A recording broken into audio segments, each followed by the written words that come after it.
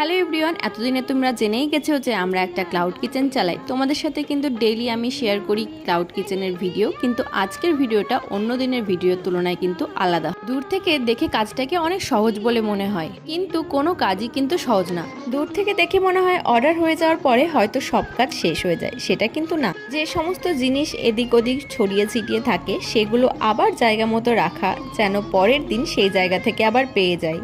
তারপরে কিচেন এরিয়াটাকে ভালো করে পরিষ্কার পরিচ্ছন্ন করা।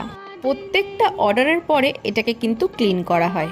হ্যাঁ, ক্লিনটা শুধু আমি করি তা না, আমার শাশুড়ি মাও করে, কিন্তু শাশুড়ি মার শরীরটা এখন একটু খারাপ, তাই জন্য করতে দিচ্ছি না। কোনো কাজই একা করার থেকে যদি সবাই মিলে করা হয় তাহলে কাজটা অনেক সহজ হয়ে যায়। মানে যে কোনো কঠিন কাজ আমরা কিন্তু খুব সহজভাবে করে যেতে পারি। আর এই সমস্ত কাজ করতে করতে অর্ডার দেওয়ার পরেও 15-20 মিনিট লেগেই যায়। তো এইভাবেই অর্ডারের পরে কাজগুলো করা হয়। কেমন লাগলো ভিডিওটা জানিও।